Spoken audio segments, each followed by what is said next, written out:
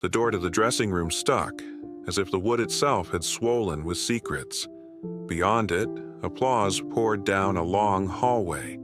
Not polite applause, but the kind that came in tidal waves, swelling and retreating with the calling of someone's name. Inside, a bulb-ringed mirror hummed with the heat of the lights, and powder dusted the air like quiet snowfall over a scatter of scripts stamped confidential. They told the world that Hollywood magic was a formula: lights, camera, action. But there was another formula no one spoke of: locks, lies, and lullabies. Behind every billboard smile and every silver screen kiss, there was a private ledger: what the public demanded, what the studio dictated, and what a family could quietly endure. A teenage girl who had to sing through sleeplessness because men with clipboards called it stamina. A father whose velvet voice wrapped a nation in comfort, while his sons argued over what comfort had cost them. A clown who made the world laugh, then stood in a courtroom where laughter had no jurisdiction. A mother who rose from poverty into pearls, only to face a daughter's words sharper than any headline. A swordsman acquitted in law, yet condemned in legend. And a locket,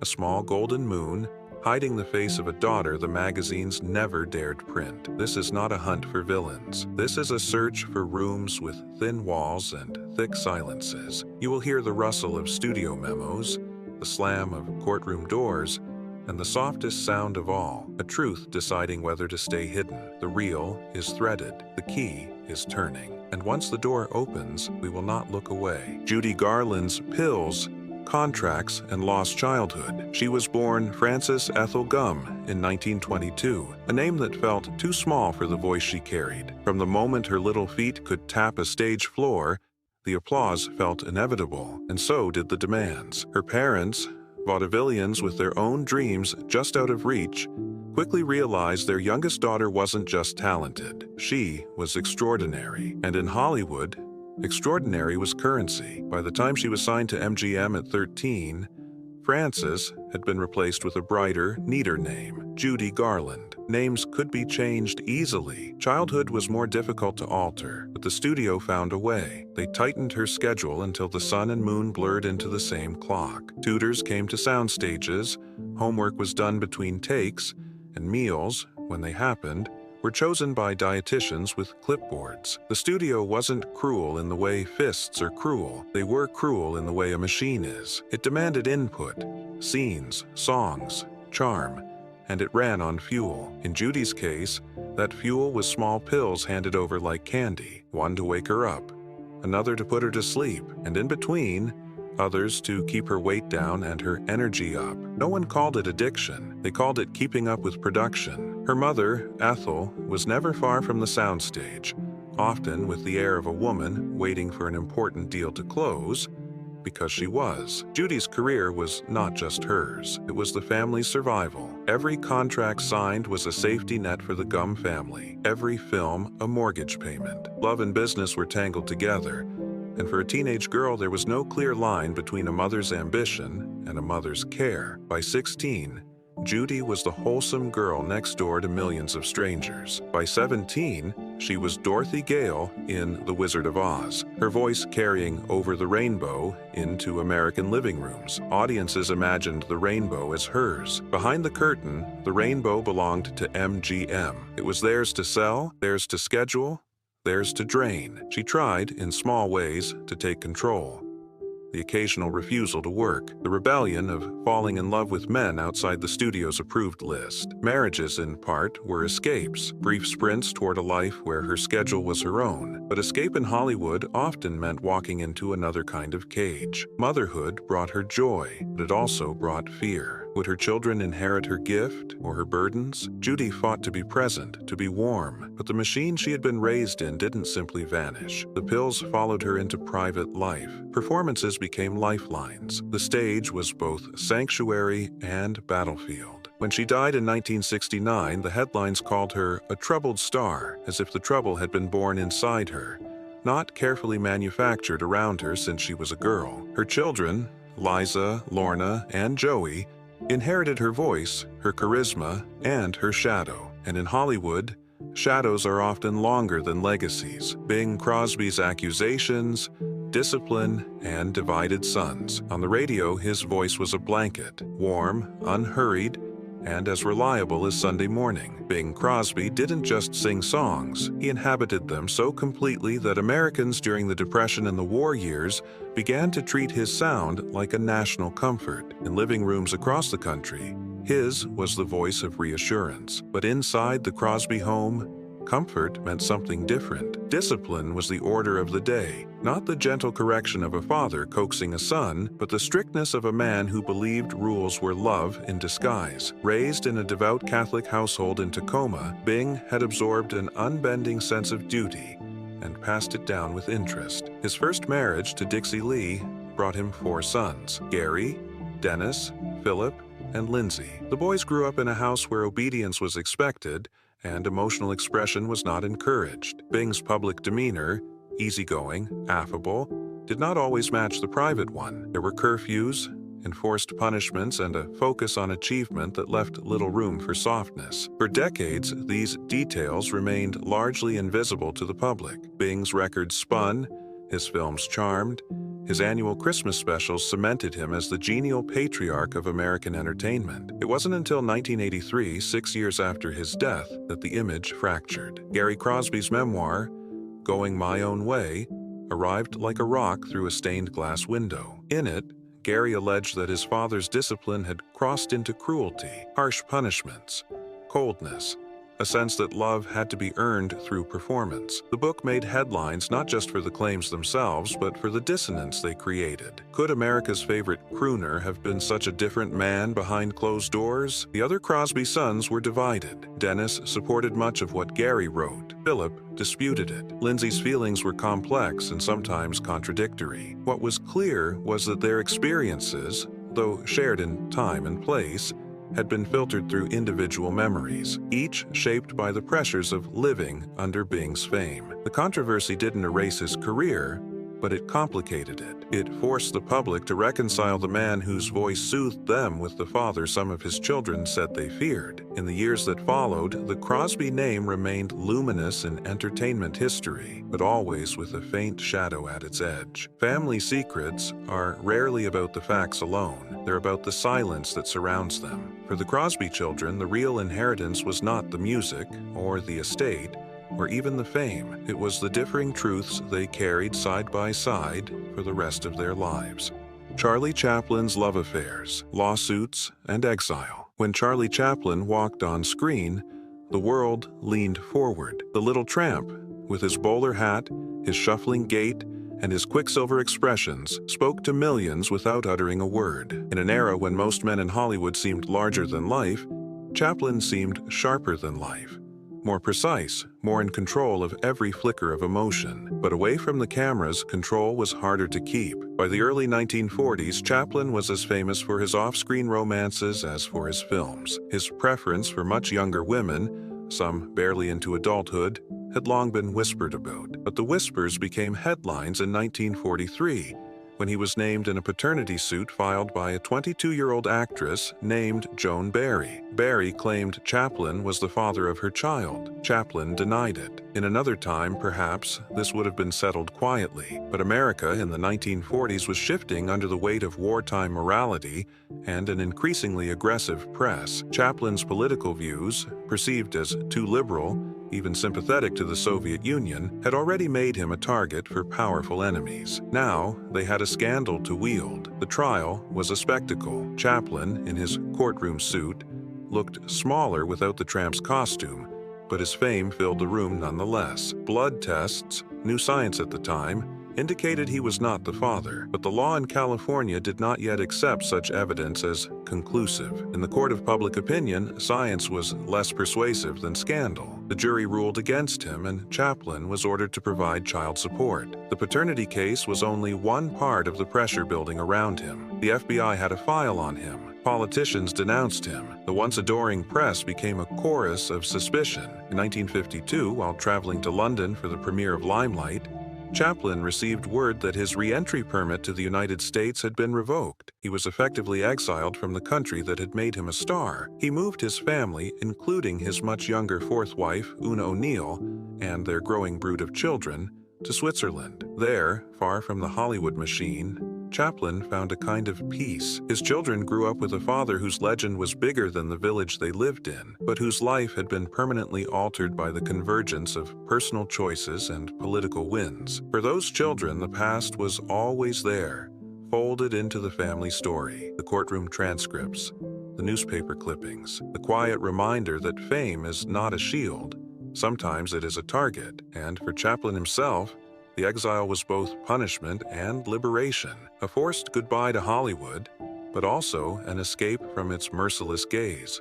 Joan Crawford's adoptions, allegations, and a daughter's book. Joan Crawford understood reinvention better than almost anyone in Hollywood. Born Lucille Fay LeSueur in 1904, she remade herself into a vision of glamour so convincing that few remembered the shy, poor Texas girl she once was. Every frame of film, every photograph, every public appearance was a deliberate act of authorship. In the 1940s, when many female stars were navigating the treacherous middle ground between ingenue and past her prime, Joan found a new role: mother. Unable to have biological children, she adopted 4: Christina, Christopher, and twin girls, Kathy and Cindy. The adoptions were as public as a movie premiere. Photographs showed Joan in tailored suits, cradling infants like heirlooms. The image was clear. Hollywood's consummate professional was also the perfect mother. But image is only one layer of truth. Inside the Crawford home, life revolved around Joan's needs, schedules, and standards. She was a perfectionist, and perfection in her eyes extended to her children's posture,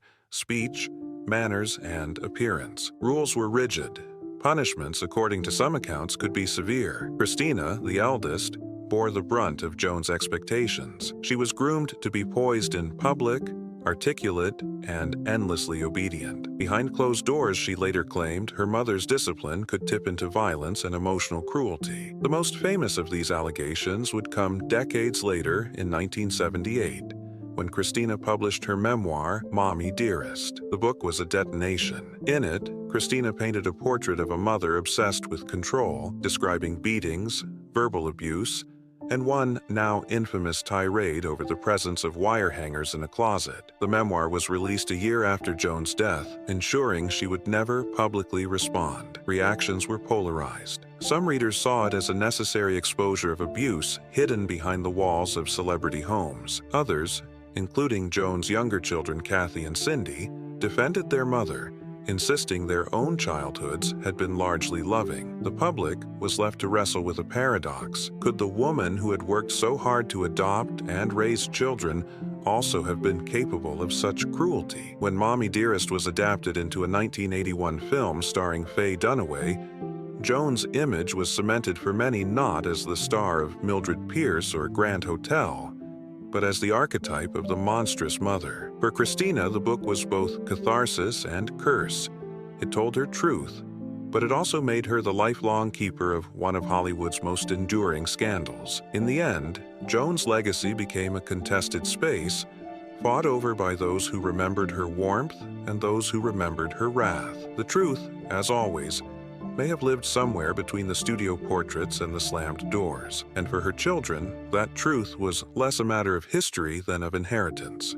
Errol Flynn's trials, myth-making, and private reckonings. Errol Flynn seemed born to be larger than life. With a devilish grin and a physique that looked sculpted for swordplay, he made adventure films feel like autobiography. Captain Blood, The Adventures of Robin Hood, The Seahawk. These weren't just roles. They were extensions of his own legend. The charming rogue, the fearless romantic, the man who lived on the edge of danger and delight. Off-screen, Flynn cultivated that image with enthusiasm. His parties were notorious, champagne flowing until dawn, guests drawn from the overlapping worlds of Hollywood and high society. He sailed his yacht along the California coast, traveled to exotic locales, and entertained a steady stream of beautiful women. He seemed untouchable. Then came 1942. 2 underage girls, Betty Hansen and Peggy Satterlee, accused Flynn of statutory rape. The charges were explosive. The press descended, scenting a scandal that blurred the line between character and man. The studio, desperate to protect one of its most profitable stars, mounted a defense as polished as any premier. Flynn himself denied the charges, claiming the encounters either never happened or had been twisted into something unrecognizable. The trial was a spectacle. Fans crowded the courthouse steps, some holding signs declaring his innocence, others glaring at him with open disdain. Inside, the testimony was graphic and often contradictory. Flynn's defense painted the accusers as opportunists. The prosecution cast Flynn as a predator hiding behind his fame. In February 1943, the jury acquitted him on all counts. Legally, the matter was over. Publicly, it never was. The case left a permanent smudge on his reputation, even as his films continued to draw audiences. The phrase, "in like Flynn," once a nod to his irresistible charm, took on a sharper, more knowing edge. Flynn carried on much as before, but the years began to show their cost. Heavy drinking, financial troubles, and failed marriages eroded the swashbuckler's shine. By his 40s, he was playing older, more desperate men, roles that seemed to echo his own private unraveling. In 1959, at just 50 years old, Flynn's body gave out. The official cause was a heart attack, but decades of excess had written the ending long before. He left behind children, lovers, and a legacy that defied easy categorization. To some, he was the ultimate Hollywood hero, daring, magnetic, uncontainable. To others, he was proof that charm could be as dangerous as any blade. And for those who knew him best, he was something more complicated still. A man who could win the crowd with a wink, but who never entirely escaped the verdicts rendered in whispers. Loretta Young's locket, Clark Gable's shadow, and a hidden daughter. Loretta Young's beauty was the kind that made studios lean forward. She was luminous on camera, with a kind of refined innocence that made audiences, and the moral guardians of the production code, trust her implicitly. She was also deeply devout, a practicing Catholic in an industry where faith was often just a line in a publicity bio. That faith shaped not only her career choices, but the most closely guarded secret of her life. In 1935, while filming The Call of the Wild in the Yukon, Young was paired with Clark Gable. He was already a star, magnetic and assured. She was 22, disciplined, and cautious. Something happened between them, the exact nature known only to the two of them. But when filming wrapped, Young returned to Los Angeles with a pregnancy she could not reveal. For an unmarried Catholic woman in the 1930s, a child out of wedlock was not just scandalous, it was career-ending. The studios maintained strict control over the personal lives of their stars, and Young's carefully cultivated image as a wholesome leading lady could not survive the truth. So, a plan was made. Young vanished from the public eye for months, officially citing an extended illness and a trip abroad. In reality, she'd given birth to a baby girl, Judith, in secret. The infant was placed in the care of a trusted guardian. A year later, Young staged a quiet adoption, formally bringing Judith into her home as if she were a foundling in need of rescue. The press, and even many friends, accepted the story. Judith grew up as Loretta's adopted daughter, unaware of her true parentage. The resemblance to Clark Gable was striking to anyone who cared to notice. The same jawline, the same expressive eyes, but the story held for decades. Loretta never spoke publicly of the matter, maintaining the fiction to protect her career, her faith, and perhaps her own sense of morality. It wasn't until long after Gable's death, and near the end of Young's own life, that the truth emerged. In interviews and later writings, Young admitted that Judith was indeed her biological daughter,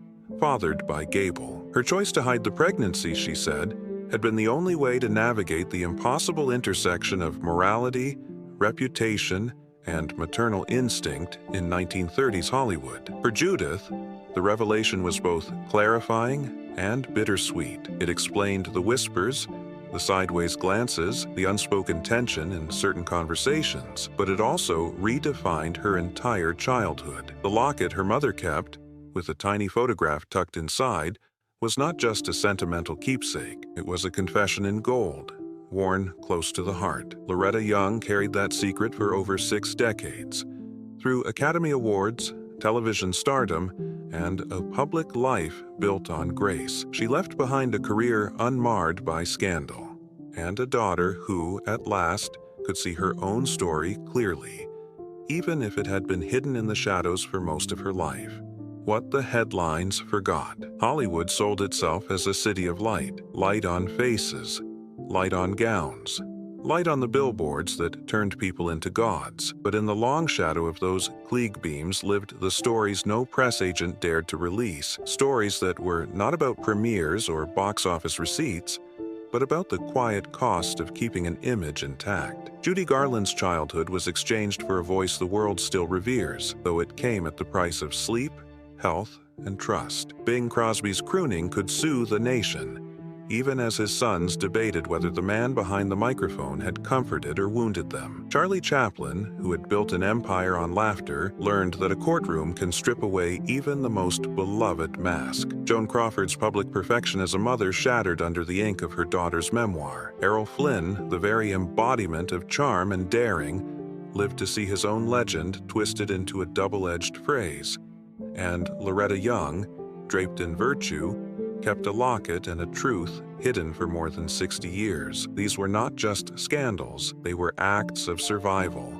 Flawed, human choices made under impossible scrutiny. In the moment, each secret was a lifeline, a way to keep a career, a reputation, a family intact. But lifelines have a way of becoming anchors, heavy enough to drag across generations. The headlines told the public one story. The families told another, often in private, sometimes only in fragments. And when the truth did surface, in memoirs, in interviews, in whispered confirmations, it rarely arrived neatly. It came in pieces, jagged and incomplete, leaving the world to fit them together. When the last curtain fell for each of these stars, they left behind more than films, awards, or hit songs. They left rooms still humming with the echoes of what could not be said. Letters tucked in drawers, photographs without captions, objects that looked ordinary to strangers but to their children carried the weight of an entire untold history. The light of Hollywood's golden age will never fade entirely. It burns in celluloid,